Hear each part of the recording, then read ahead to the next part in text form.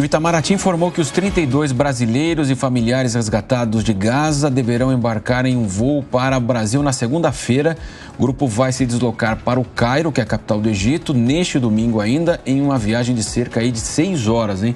O grupo inclui 22 brasileiros, 7 palestinos com registro nacional migratório e também 3 palestinos familiares próximos aí. São, ao todo, 9 mulheres, 6 homens, 17 crianças, hein?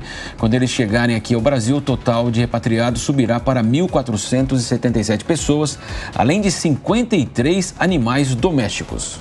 Zé Maria Trindade, para comentar então essas informações que o Marcelo acabou aí de passar. Zé, continua com a gente aqui? Olha, é um trabalho muito importante do Itamaraty e meticuloso. Eu conversei com pessoas que estavam exatamente fazendo esse trabalho, né? Porque ele é feito lá na região, mas uma interlocução direta aqui com o Brasil, porque há um grupo formado, um grupo de crise, com integrantes do Ministério da Justiça, do Ministério da Defesa e o Ministério de Relações Exteriores.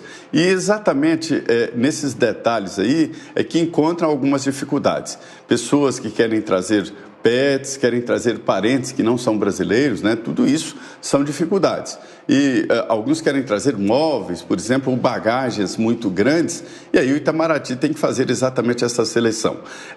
Durante todo o tempo, houve, por parte do governo brasileiro, né, um trabalho de disponibilizar residências e transporte. Não é fácil, nesse momento, organizar aluguel de casas e de ônibus para transportar.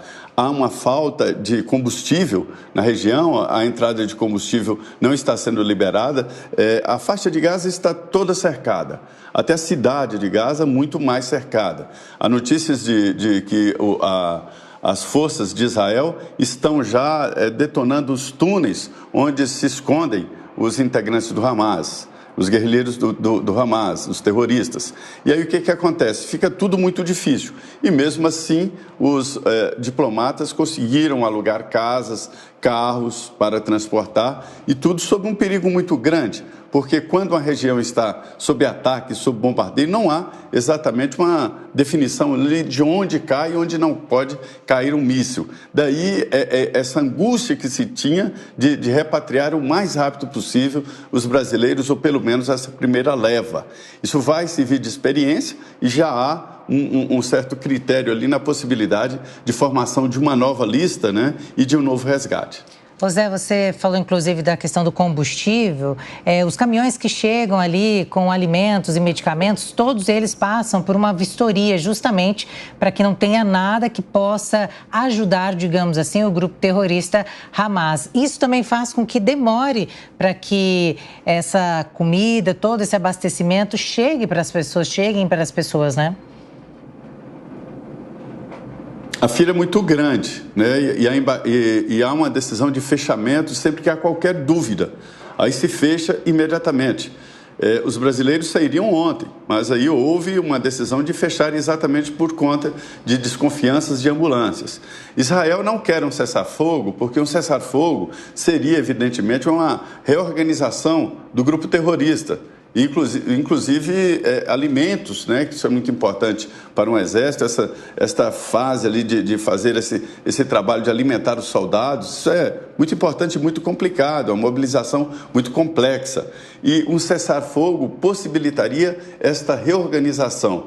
Quando se discutiu essa história do corredor humanitário, né, Israel resistiu muito exatamente naquela fase, para evitar a saída e para evitar a entrada de produtos, não é só combustível, mas também de armas. O Hamas, ele se especializou no uso das chamadas armas burras, que são as armas que não se usam mais, mas elas foram usadas de forma inteligente. Então, assim, qualquer entrada de armas ou mesmo produtos para se fabricar armas, mesmo que toscas, né, isso poderia passar facilmente através de um corredor mais amplo. Então, é por isso que há um cuidado muito grande de entrada de exatamente alimentos, e a entrada de alimentos tem que ser decidido ali para onde vão os alimentos, para não deixar o reabastecimento do grupo terrorista. Então, esse critério na entrada de armas e de combustíveis e inclusive de informações para o grupo Hamas, isso é muito criterioso. Veja bem que essa guerra, a nova guerra, ela tem um componente de informação muito grande. Então, todas as informações e comunicações do Hamas estão sendo monitoradas. E eles sabem disso, sabem muito bem.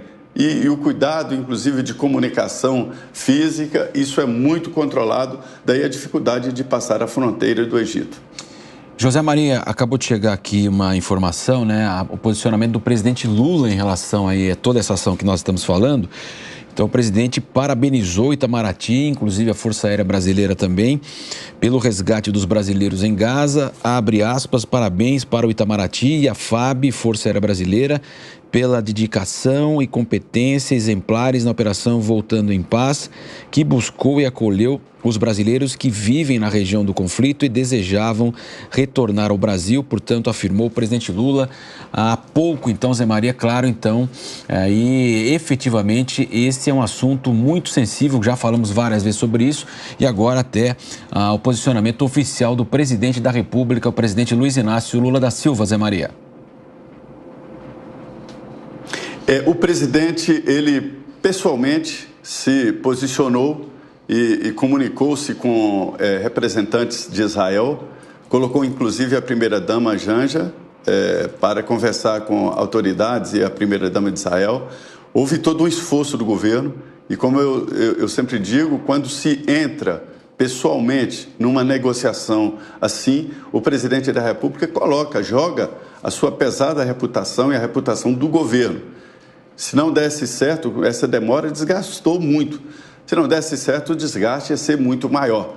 Então, é evidente, é natural que o presidente faça esse tipo de declaração e se sinta aliviado, porque ele pessoalmente jogou a sua reputação nesta missão, que no Itamaraty, como no meio militar, existem missões, né?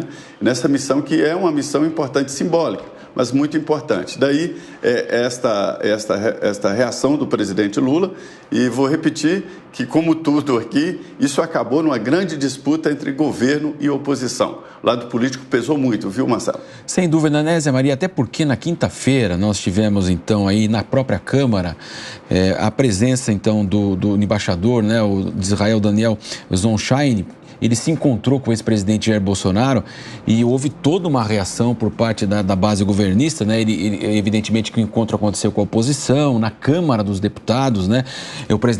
O ex-presidente entrando nessa articulação. Então, como você disse, tudo acaba em política, a gente sabe muito bem disso, e houve aí todo um mal-estar também em relação a isso.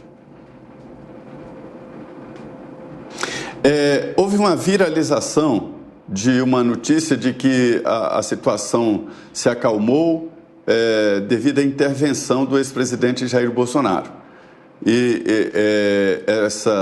Essa notícia se espalhou, né, e preocupou o governo, preocupou muito o governo.